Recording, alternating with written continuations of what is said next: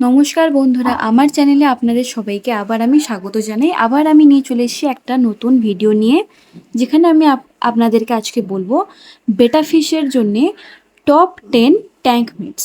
আমরা সবাই কিন্তু বেটা ফিশ পুষতে কিন্তু খুবই ভালোবাসি। বেটা ফিশ কিন্তু একটা অতিরিক্ত সুন্দর একটি মাছ, কিন্তু হ্যাঁ, সবসময় বেটা ফিশ কিন্তু একা থাকতে পছন্দ করে না। তাই আজকে আমি এই ভিডিওতে আপনাদেরকে এটা বলবো যে বেটা ফিশের জন্যে টপ 10 এমন মাছের নেম যেগুলো কিন্তু বেটা ফিশের সাথে কিন্তু খুবই ভালো কম্পেনিয়নশিপে থাকবে।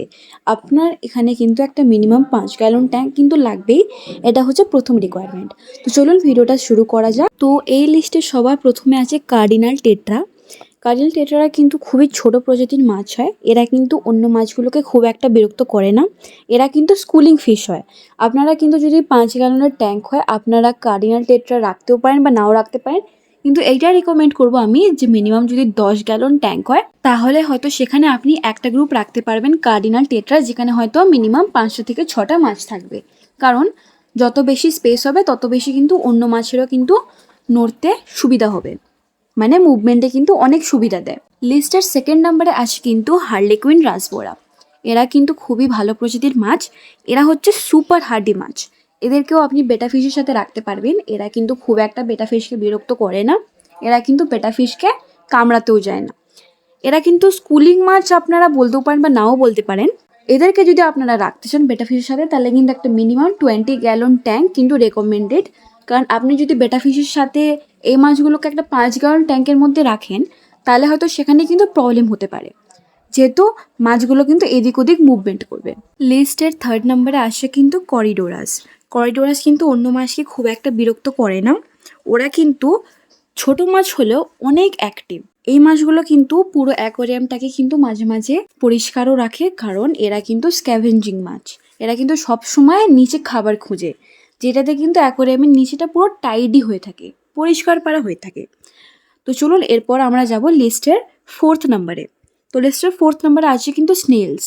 তো স্নেলসরা কিন্তু বেটা ফিশের কম্পেনিয়ন হিসেবে খুব একটা ভালোও নয়, কারণ স্নেলসরা কিন্তু খুবই বোরিং হয়। ওরা কিন্তু খুবই ছোট অ্যামাউন্ট অফ মুভমেন্ট কিন্তু দেখায়।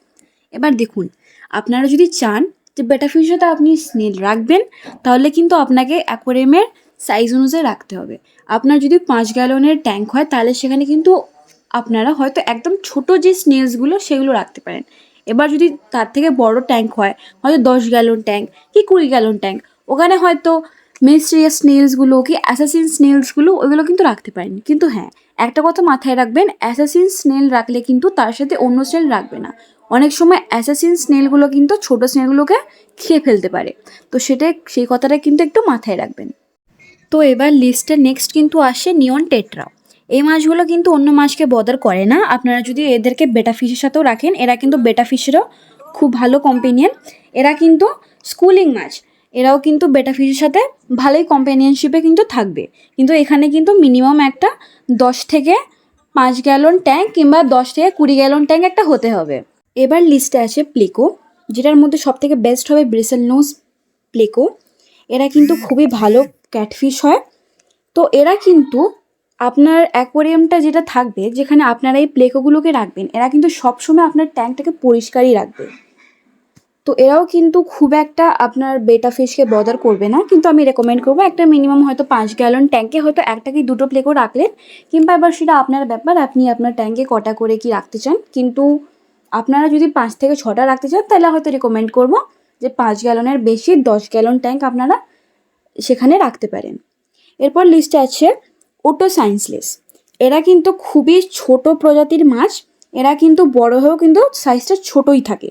এরা কিন্তু আপনার ট্যাঙ্কের ডেকোরেশনে যে অ্যালগিগুলো হয়, এরা সেই অ্যালগিগুলো খেয়ে ফেলে। কিন্তু হ্যাঁ, এদেরকেও খেতে দেবেন, কারণ অ্যালগি খেয়ে যখন অ্যালগিটা শেষ হয়ে যাবে তখন তো আর কিছু খেতে পাবে না। তাই অবশ্যই কিন্তু এদেরকেও খেতে দেবেন। এদেরকে যদি আপনারা আপনার ট্যাঙ্কে রাখেন, তাহলে দেখবেন আপনার ট্যাঙ্ক কিন্তু বেশিরভাগ সময় কিন্তু পরিষ্কার পারা থাকবে। এরপর হচ্ছে লিস্টে আছে কুলি লুচেস। তো এরা কিন্তু এক প্রকার ওয়ার্ম ফিশ হয়।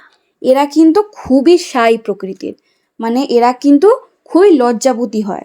এরা কিন্তু চট করে বেরোতে চাইবে না।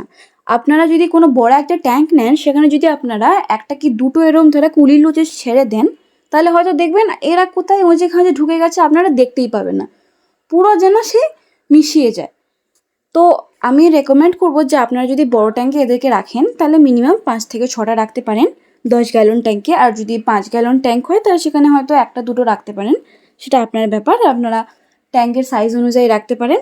এরপর কিন্তু লিস্টে আছে প্ল্যাটিফিশ। এরাও কিন্তু বড় হয়ে খুব একটা সাইজে কিন্তু বাড়ে না।